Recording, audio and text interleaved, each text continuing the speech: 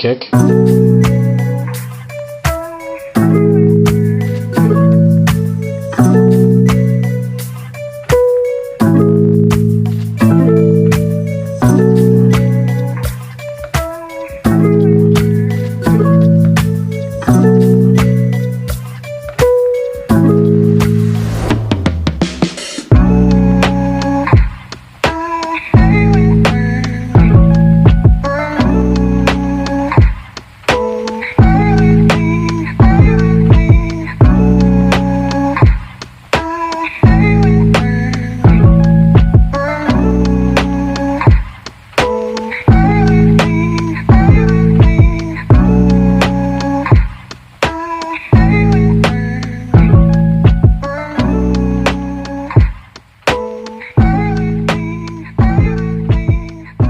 Nama saya Muhammad Zamri bin Mahmud.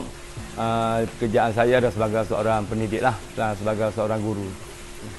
Okey, untuk menceburi bidan sebelum masuk dalam bahagian perniagaan, dah hampir 10 tahun lah saya membela ikan koi. Asalnya sebagai hiasan lah, ikan hiasan sekadar hobi. Jadi untuk memasuki bidang perniagaan ni, saya rasa sudah mencecah 2 tahun lah, 2 tahun lebih lah.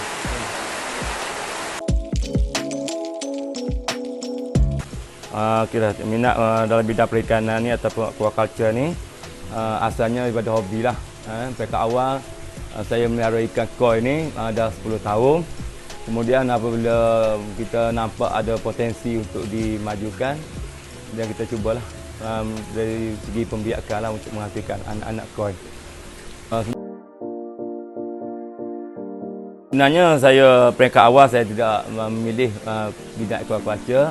Setelah hampir 10 tahun saya membela ikan koi dan timbul perasaan untuk kita cuba majukan industri aquaculture ni, terutamanya dalam pembekalan anak-anak ikan koi. Di samping ikan koi saya juga ada beberapa jenis lagi, iaitu ikan kelah dan juga ternakan lobster.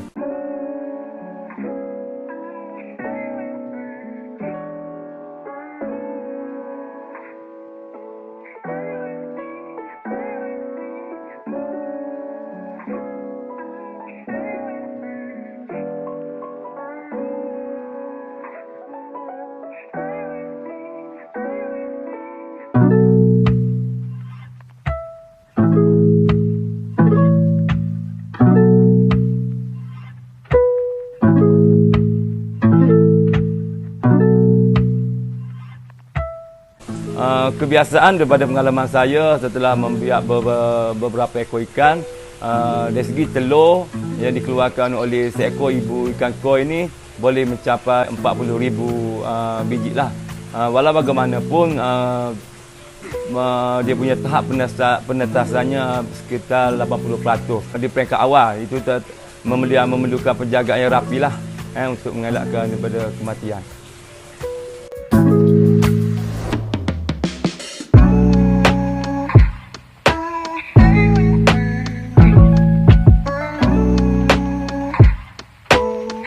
Oleh kerana saya mengusahakan secara berperingkat yang tidak memerlukan modal yang pusingan yang terlalu tinggi lah. Dia modal yang melibatkan kos untuk kita mendapatkan induk yang betul-betul berkualiti dan juga tempat pembiakan lah, dan juga tempat pembesaran anak-anak koi. Kalau secara keseluruhannya kita mungkin memerlukan sekitar 10 hingga 20,000. Kerana untuk menghasilkan koi yang terbaik atau yang cantik memerlukan induk yang berkualiti lah. Kebiasaan induk yang berkualiti mempunyai harga yang sekitar 5 hingga 10,000 seekor. Itu yang betul-betul untuk kita menghasilkan hasil berkualiti. Bagi saya, macam saya permulaan peternakan, oleh kerana saya sudah ada induk asal, jadi saya hanya menyediakan kolam-kolam seperti yang kita lihat di belakang. Tidaklah memerlukan perbelanjaan yang agak tinggi.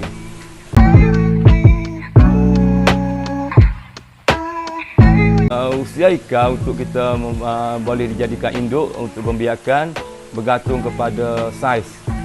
Paling minima ikan itu perlukan saiz mencapai 50 cm lah, supaya hasil yang kita keluarkan itu betul-betul berkualiti dari segi kematangan induk. Mengenai bantuan, saya pernah cuba untuk mendapatkan bantuan daripada pihak perikanan. Cuma buat masa ini saya tidak meneruskan lagi lah usaha untuk cuba mendapatkan bantuan tersebut. Memandangkan saya mempunyai sedikit kemampuan lah untuk kita mengusahakan secara kecil-kecilan di peringkat awal. Jadi khidmat nasihat daripada perikanan pun ada kita dapat lah.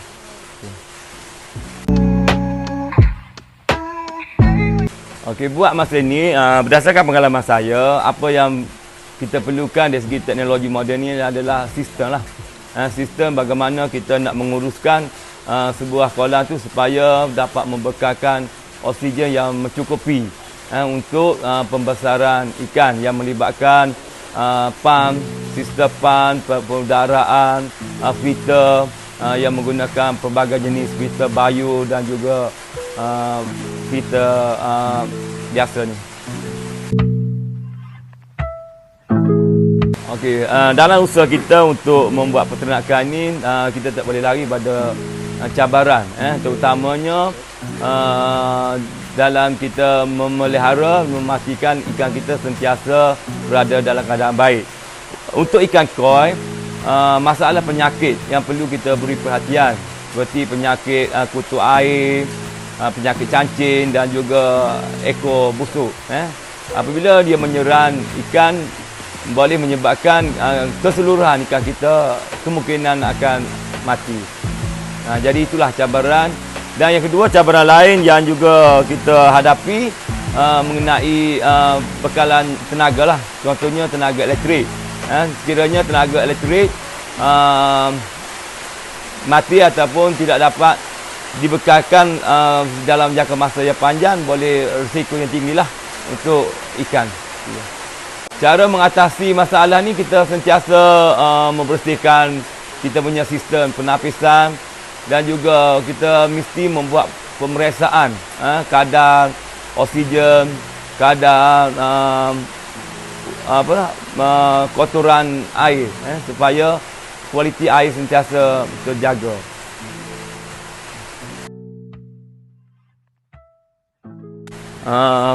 Pada pendapat saya, dari segi pasaran sebabnya kita memilih ikan koi, sebab ikan koi ini merupakan satu bisnes ataupun satu projek pemeliharaan yang sentiasa berterusan tanpa bermusim. Jadi apabila kita mempunyai plan untuk pemasaran, saya rasa bidang ini merupakan satu bidang yang berpotensi lah. Sebab dia tidak bermusim seperti setengah haiwan pemeliharaan yang lain. Contohnya macam ikan laga kan, dia bermusim. Tapi ikan koi ni dia sepanjang tahun lah.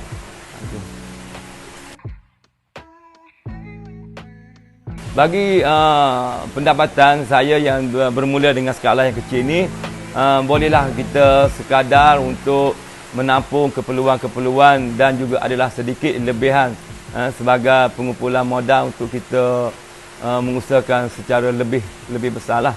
Maknanya dari segi kerugian, insya-Allah kita tidak akan mengalami kerugian lah untuk menampung ataupun menjalankan perniagaan kita ni. Kita masih lagi boleh bertahan dengan hasil jualan.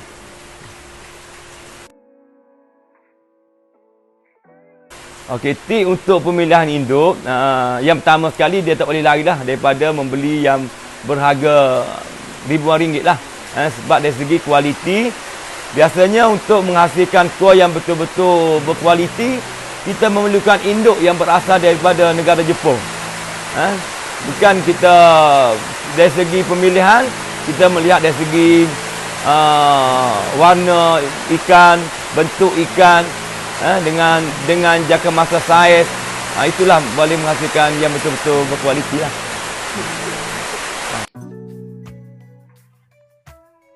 Okey, nasihat saya kepada belia yang ingin menceburi bidang aquaculture ni, boleh teruskan, cuma memerlukan satu ilmu.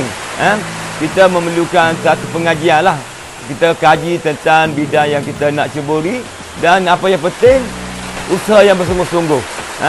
Betul-betul mendapat didikan daripada orang yang berkelayakan lah, ataupun dalam jabatan-jabatan pertanian atau perikanan yang sentiasa memberi khidmat nasihat dan tunjuk ajar dan juga bantuan lah, dan supaya apa yang kita usaha ini boleh terus berkembang.